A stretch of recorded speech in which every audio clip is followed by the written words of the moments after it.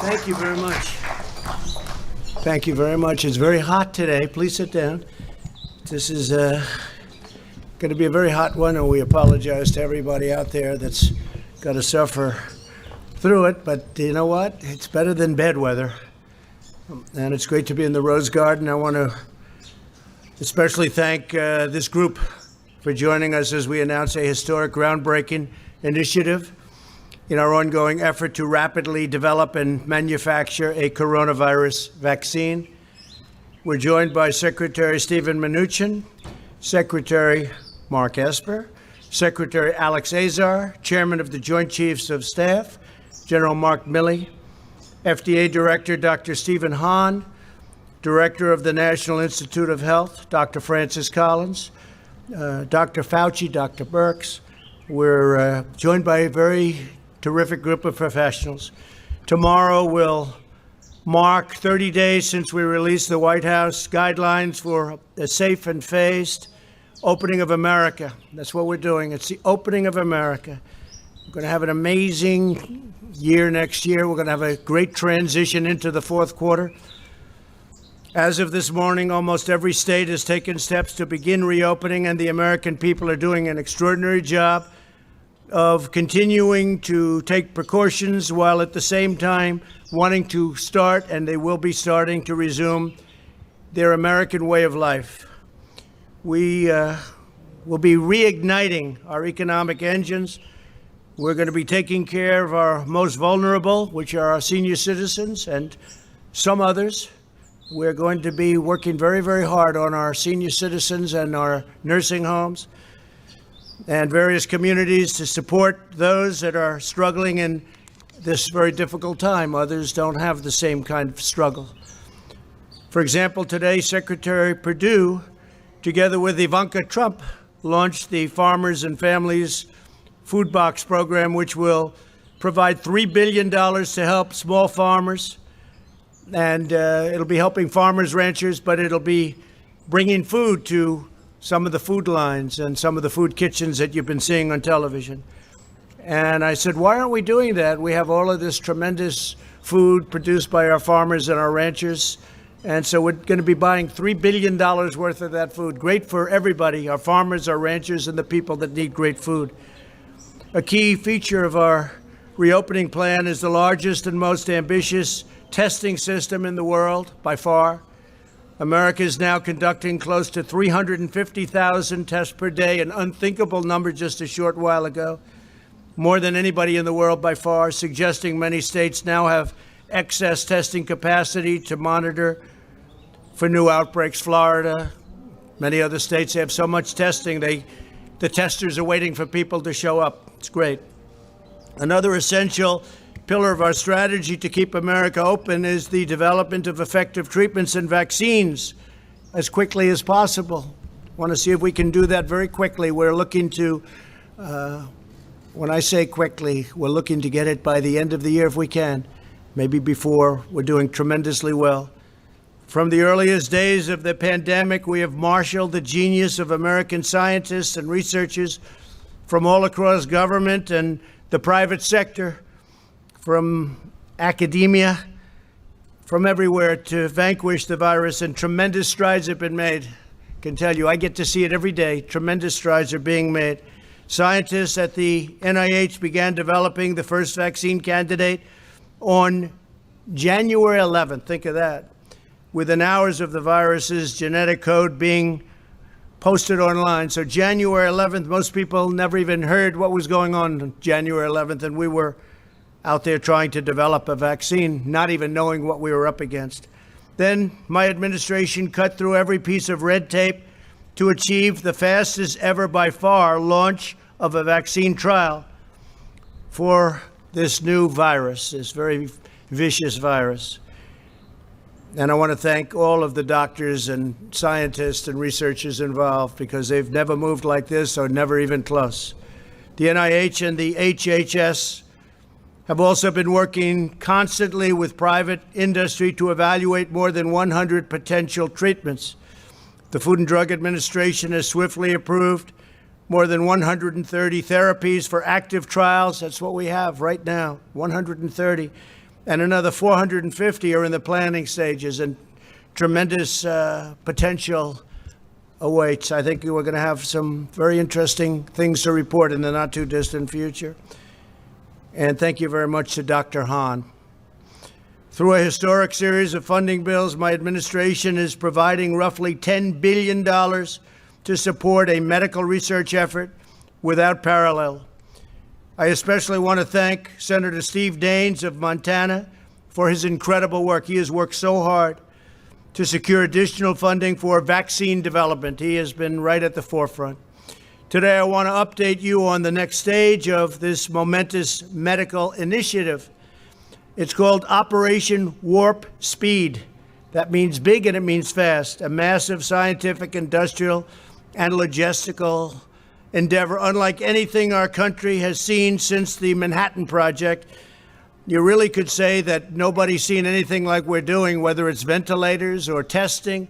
Nobody's seen anything like we're doing now within our country since the Second World War. Incredible. Its objective is to finish developing and then to manufacture and distribute a proven coronavirus vaccine as fast as possible. Again, we'd love to see if we could do it prior to the end of the year. We think we're going to have some very good results coming out very quickly. In addition, it will continue accelerating the development of diagnostics and breakthrough therapies. The great national project will bring together the best of American industry and innovation, the full resources of the United States government, and the excellence and precision of the United States military. We have the military totally involved.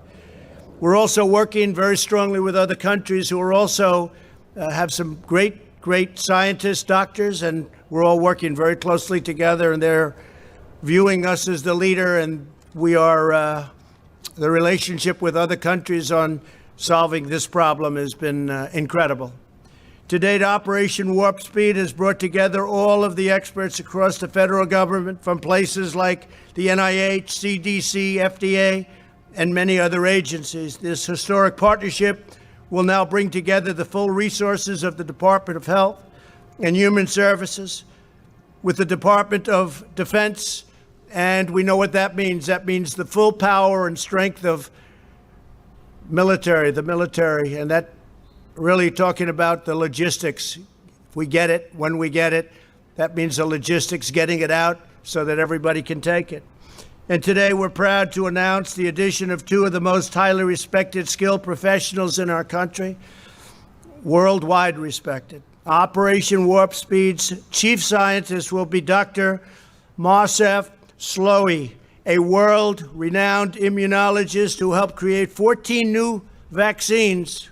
That's a lot of our new vaccines in 10 years during his time in the private sector, one of the most respected men in the world in the production and really on the formulation of vaccines.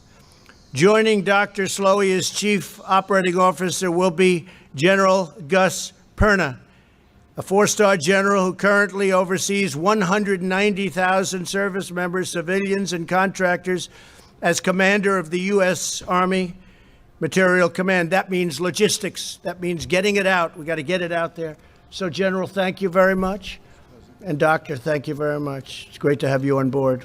Really highly respected people. Thank you. These two outstanding individuals will provide more details following my remarks. In preparation for this initiative, experts throughout the government have been collaborating to evaluate roughly 100 vaccine candidates from all over the world. They have identified 14 that they believe are the most promising, and they're working to narrow that list still further. So we started off with over 100. We're down to 14, and we have some really interesting choices to be made. They're doing very well. Through Operation Warp Speed, the federal government is providing unprecedented support and resources to safely expedite the trials, moving on at record speed. While we accelerate the final phases of vaccine trials, Operation Warp Speed will be simultaneously accelerating its manufacturing process. In other words, we're getting ready so that when we get the good word that we have the vaccine, we have the formula, we have what we need, we're ready to go, as opposed to taking years to gear up. We're gearing up. It's risky, it's expensive, but we'll be saving massive amounts of time. We'll be saving years if we do this properly, and that's what we're doing. So we're gearing up on the assumption that we'll have, in the near future, relatively near future, a vaccine. Typically, pharmaceutical companies wait to manufacture a vaccine until it has received all of the regulatory approvals necessary, and this can delay vaccines availability to the public as much as a year and even more than that. However, our task is so urgent that under Operation Warp Speed, the federal government will invest in manufacturing all of the top vaccine candidates before they're approved. So we're knowing exactly what we're doing before they're approved. That means they better come up with a good vaccine because we're ready to deliver it. This will eliminate any unnecessary delay and enable us to begin providing Americans with a proven vaccine the day our scientists say, we're ready, we got it. And as we work to bring critical medical production back to America, these vaccines will manufacture that we're going to be focused on and manufacturing. They're all going to be right here in the USA. Now, we're working, as I said, with other people outside, and that's fine too. We want to get to the solution. We know exactly where the other countries are, and we'll be very happy if they were able to do it. We'll help them with delivery. We'll help them with in every way we can. We have no ego when it comes to this, no ego whatsoever. Operation Warp Speed is also making the necessary preparations to distribute these life-saving treatments at scale. So we're talking about massive numbers so that millions of Americans will quickly have access to them. This includes ramping up production of supplies needed for distribution. And I have to say, we're also very, very much involved in other things other than the vaccine. If you take a look at what we're doing beyond vaccines, it's going to be very interesting, and we may talk about that in a little while. But this includes ramping up production of supplies needed for distribution, such as cold chain storage, glass vials, needles, syringes, and more. We'll have everything right on hand, ready to go. When a vaccine is ready, the U.S. government will deploy every plane, truck, and soldier required to help distribute it to the American people as quickly as possible. America is blessed to have the most brilliant, talented doctors and researchers anywhere in the world. We have the mightiest military by far in the world. Our military is completely rebuilt. Much of the equipment has been delivered. Some of it's on the way, all made right here in the USA. We took over very, very empty cupboards, I say medically. We also had empty cupboards in a military sense. Our military was in sad shape. It was depleted. We now have the strongest military the United States has ever had by far and the best equipment. And you hear that outside, that beautiful sound. Those are truckers that are with us all the way. They're protesting in favor of President Trump as opposed to against. There's hundreds of trucks out there, and that's the sign of love, not the sign of your typical protest. So I want to thank our great truckers. They like me and I like them. We're working on something together. But we have the mightiest, and they'll be helping us with this, by the way, speaking of truckers. We have the mightiest military in the long history of humankind. We have the best and most devoted workers ever to walk the face of the earth. And now we're combining all of these amazing strengths for the most aggressive vaccine project in history. There's never been a vaccine project anywhere in history like this. And I just want to make something clear. It's very important. Vaccine or no vaccine, we're back. And we're starting the process. And in many cases, they don't have vaccines. And a virus or a flu comes, and you fight through it. We haven't seen anything like this in 100 and some odd years, 1917. But you fight through it, and people sometimes, I guess, we don't know exactly yet, but it looks like they become immune, or at least for a short while and maybe for life. But you fight through it. But what we'd like to do, if we can, is the vaccine. I think we're going to be successful in doing it, and hopefully by the end of the year. Just as generations of Americans before us faced down the most difficult trials, set their sights on the highest summit, and overcame the biggest obstacles, America will meet the moment, and this moment specifically in our time, with unrivaled speed, unmatched skill, and the unyielding spirit of the American people. Our nation will come back stronger and greater than ever. We're going to have a tremendous year next year. We're going to have a really good fourth quarter. We're going to have a very interesting and productive transition quarter where Steve is there, and I'm sure our Secretary of the Treasury, I think you feel the same way, Steve. So, and thank you for your good work, really good work. And it's not finished yet, is it? I want to thank Steve Mnuchin, everybody. Now I'd like to ask Dr. Slaoui and General Perna to come up and say a few words, followed by Secretary Azar and Secretary Esper. Thank you all very much. We're doing something that has never been done before. It's going to result in a tremendous end. I think we're going to come up with a solution to a problem like this country probably has never seen before. But it's an honor to be your president. We're doing a great job. These people are doing an incredible job. The people right here, I want to thank you all. Total professionals, great men, great women. Thank you all very much. Please. Thank you, Mr. President. Good afternoon, everyone.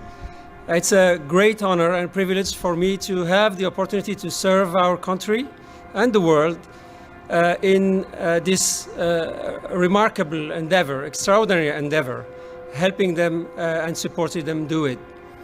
The Operation Warp Speed's objectives are very clear. The President has described them, and I believe they are very credible. I also believe they are extremely challenging. However, I am really confident that our team across the many governmental agencies that are involved in these efforts, the NIH, the CDC, the FDA, ASPR, and of course with the support of the Army and our partners in the private sector, will be able and will do the utmost to deliver these objectives. In fact, Mr. President, I have very recently seen early data from a clinical trial with a coronavirus vaccine. And these data made me feel even more confident that we will be able to deliver a few 100 million doses of vaccine by the end of 2020. And we will do the best we can to do that. Thank you. We will, of course, also focus on progressing and accelerating development of medicines for those who unfortunately already caught the virus, as well as optimize the diagnostic tests. This will be our focus 24/7 over the next many months. Thank you. Thank you. Good afternoon, Mr. President. Thank you. Thank you for this great honor for allowing me to be a part of this team. I'm very excited about this team. It will be historic as we execute the mission that's been given to us. I also feel very confident that the team will be able to provide the results as directed. It is going to be a Herculean task, but the combination of the two main partners between Health and Human Services and the Department of Defense, their combined strengths, partnered with the other teammates, will ensure our success. One of the great advantages that we have as a military is our ability to do logistical and sustainment operations afar. We're just going to apply those capabilities to this mission. This mission is about defeating the enemy. We will defeat the enemy. Why? Because winning matters. And I'm excited to be a part of this team. And Mr. President, thank you. Thank you very much, sir. Appreciate it. Well, thank you, Mr. President, for your leadership of this historic effort. Your vision for Operation Warp Speed, setting a goal of a vaccine by January 2021, will be one of the great scientific and humanitarian accomplishments in human history. Today, you're announcing the team that can get it done. Dr. Slaoui is arguably the world's most experienced and successful vaccine developer, responsible for some of the major recent breakthroughs in vaccines. General Perna oversees one of the world's largest logistics and supply chain operations, the one that keeps the Army running. 3 highly accomplished career HHS scientists will oversee each area of Operation Warp Speed. Dr. Peter Marks of FDA for vaccines, Dr. Janet Woodcock of FDA for therapeutics, and Dr. Bruce Tromberg of NIH for diagnostics. This is truly a dream team. We started work on each of these areas in January, and Congress has provided nearly $10 billion explicitly for this kind of research and development effort. Operation Warp Speed will integrate existing efforts that are coordinating vaccine, therapeutic, and countermeasure development, including NIH's ACTIV and RADx initiatives. This week, HHS and DoD already announced new contracts to manufacture hundreds of millions of needles and syringes here in America for distributing an eventual vaccine. Finally, the President's efforts will ensure not only that we get vaccines, therapeutics, and diagnostics faster, but that we get large donations of the eventual products so they're affordable for the American people. So thank you, Mr. President, and thank you to all of the American scientists and inventors at HHS, at DoD, and elsewhere who are hard at work already. And I really want to express my personal appreciation to Secretary Esper and the Department of Defense, because this partnership is what's going to make this truly an historic endeavor. Thank you.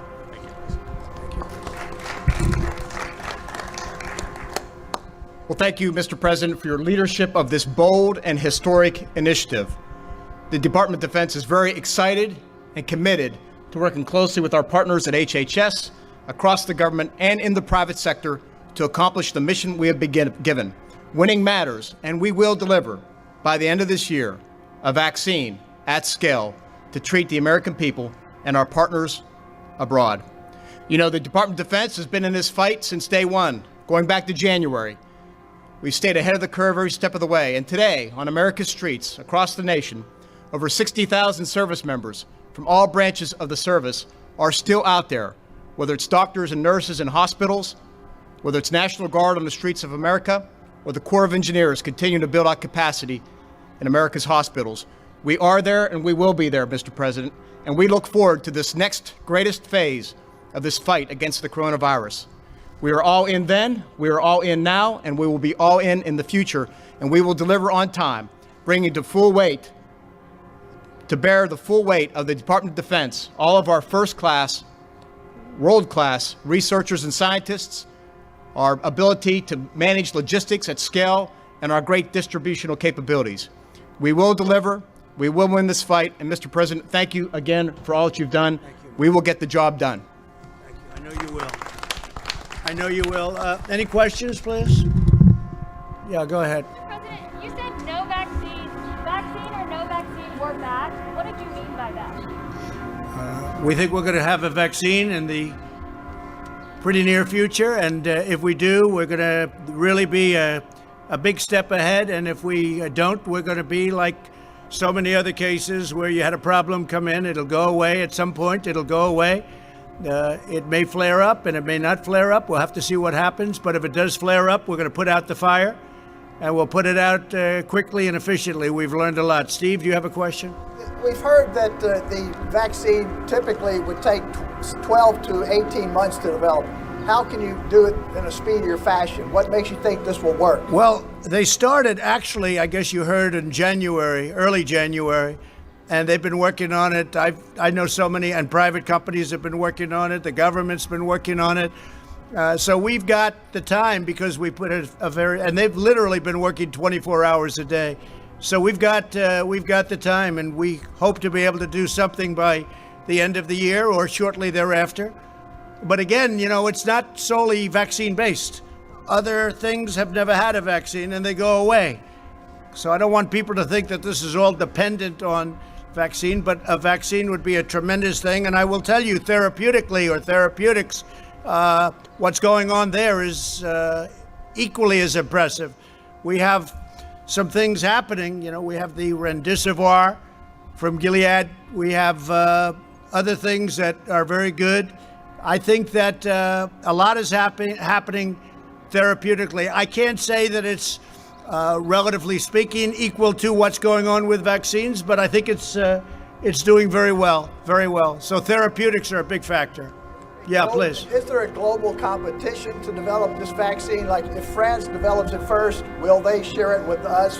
Yeah, and we have that very well worked out. Whoever gets it is going to be very proud to give it and develop it. They've developed it, and we'll see what happens. We've got countries that are allies we have some countries, frankly, that aren't allies where we're working very closely together. So we're working together with many different countries. And again, we have no ego. We have no ego. Whoever gets it, we think it's great. We're going to work with them. They're going to work with us. Likewise, if we get it, we're going to be working with them. So it's very important. It's a very good question, actually. Yeah, please. Mr. President, what do you say to those business owners and other people who are really questioning the guidance that the CDC put out last night? There was a concern that it would be overly prescriptive. Now there's a concern it's not prescriptive enough. What are business owners to do? Well, I thought the guidance was very good. I've heard very good reviews on the guidance. And, you know, the media will never be satisfied. If we gave you more description, that would be no good. If we gave you less, that would be no good. But I thought it was very good, and I've heard a lot of good things. Go ahead, please, Green. Do you have a problem or any concerns? Do you have any concerns about the Abbott tests, given some of the new numbers that have come out? No, Abbott's a great. It's a great test. It's a very quick test, and it can always be very rapidly double-checked. If you're testing positive or negative, it can always be double-checked. But it's a very good test. It's very portable, very quick. Okay. And then what happens if China is the country that develops the vaccine? What happens if it's China? Will the U.S. still have access to that vaccine? I would say the answer to that would be yes. I would say the answer would be yes. Yes, go ahead, please. Do you mean a fully approved vaccine for everyone? Excuse me, you're going to have to remove it. You can't hear through your... Do you mean a fully approved vaccine for the entire general public or a partially approved vaccine for emergency use? What did she say? Fully approved vaccine or not? Just Near the mic. partially. You want me to- Sorry, let me repeat that. Now I'm closer to the mic. Do you mean a fully approved vaccine for everyone, the full public, or a partially approved vaccine with emergency use? No, we're looking for a full vaccine for everyone that wants to get it. Not everybody's going to want to get it. But we're looking at a full vaccine. Is that a correct statement? Yeah, we'll. Please. So the answer is yes. We're working for a fully approved vaccine, but we'll also use the tools we have, for instance, emergency use authorization as appropriate. We use all of our regulatory tools to bring vaccine available for the entire American population by January. Okay, and then Mr. President, could you just clarify, why are some of you wearing a mask and why are some of you not wearing a mask? We've all been tested. I've been tested. We've all been tested, and we're quite a distance away, and we're outdoors. So I gave them the option. They could wear it or not. So you can blame it on me, but I gave them the option. We could wear it or not. Yeah, please. Would a US vaccine be available to the rest of the world at an affordable rate, at a low cost? The last thing anybody's looking for is profit in terms of what we're doing. Every company, they want to get it out. We've had that. We've had a great experience on Remdesivir. We've had a great experience on everything we've done. People are looking to come up with the answer. They're not looking in, typically they're saying, oh, how much am I going to make? How much? They really have been. There's been a great spirit on this. They want to get to the bottom of it, and I think we'll be able to do that. Mr. President, the Indian American community is appreciating your help in fighting the vaccine, coronavirus. What is your message to those 4 million Indian Americans here? So India has been so great, and as you know, your prime minister has been a very good friend of mine. I just got back a short while ago from India recently, and we're working very much with India too. And we have a tremendous Indian population in the United States, and many of the people that you're talking about are working on the vaccine too. Great scientists and researchers. Yeah, we're working very closely also with India. Correct. And say hello to your prime minister. Yeah, please, go ahead. Thank you, Mr. President. What steps, if any, is your administration taking to ensure that the communities and the states that are hardest hit will have first access to the vaccine? Have these discussions been had, or are there any plans? Yeah, I think we've done a good job with that. Certain areas have been hit very hard, New York, New Jersey, et cetera, working very closely with the governors. We've worked with all of the governors. We've made a lot of people look very good with what we've done on ventilators, with what we've done on testing. We're working with all of the governors. We just sent a big transit package to New Jersey. I just spoke to the governor of New Jersey, who's a terrific person, by the way, I have to tell you. And I just told him, A lot of money's coming your way for the transit. And also, I spoke with the governor of New York, Governor Cuomo. We just had a conversation yesterday. We're sending them a lot of transportation money, so it's important. But we've had a very good relationship working with all of the states, regardless, all of the states. And if we do get fortunate enough, and I think we're skilled enough, but fortunate enough to have a vaccine, it'll get out fairly and quickly. Do you foresee that states that are hardest hit will have first dibs? So will like New York and New Jersey have? I think that makes sense, perhaps. Perhaps it does. But, I would say probably. But I think they're all going to get well distributed. If you remember when we started, we had no ventilators. We had to make them. And we became a very major manufacturer of ventilators. Now we're helping countries all over the world with ventilators. We're sending them to many countries all over the world. When we started, we didn't have ventilators. I inherited nothing. I inherited practically nothing from the previous administration, unfortunately. Yeah, go ahead. Mr. President, it's been 3 months since you signed the China trade deal. Between what's happened with coronavirus and the lagging agricultural purchases, are you at any point considering reimposing additional tariffs on China or tearing up the deal in any other way? Well, I don't want to talk about it. I can say China is buying a lot of our product. But the trade deal, the ink was barely dry when this came in from China. So it's not like we're thrilled. Okay, go ahead, please. Mr. President, can I ask one more? Yeah. I'm wondering if you're standing by the nomination of Michael Pack to lead Voice of America after news that the D.C. Attorney General is... Well, I don't know what happened. I know that Voice of America is run in a terrible manner, terrible. They're not the Voice of America. They're the opposite of the Voice of America. And we have a man who is very good. I don't know, he's in the nominating process, but I'll have to check that out. Yeah, please. Thank you, Mr. President.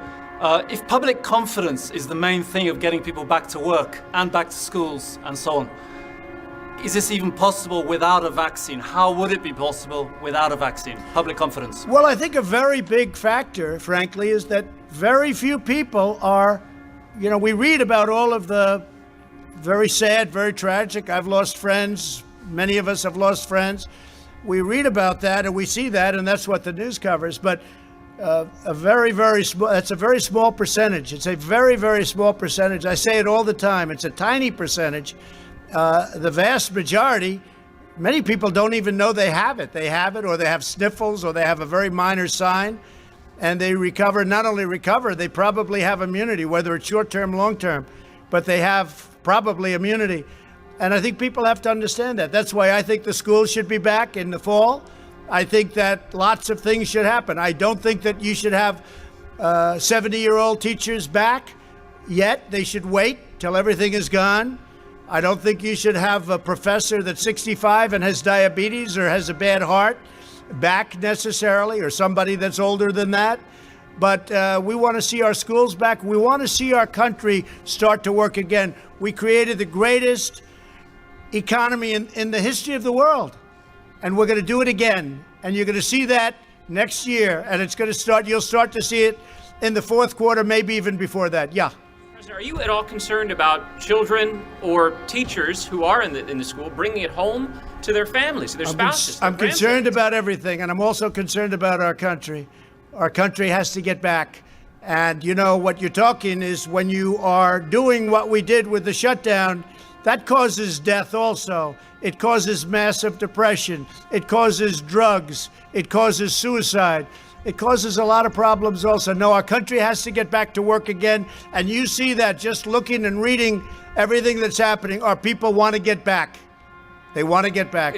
Sir, do you have a plan to prevent the spread if you reopen We the do. schools? We do. We have a great plan to prevent the spread, but that doesn't mean we're going to close our country for 5 years, okay? Not going to happen. In the schools, Go you have ahead. a plan?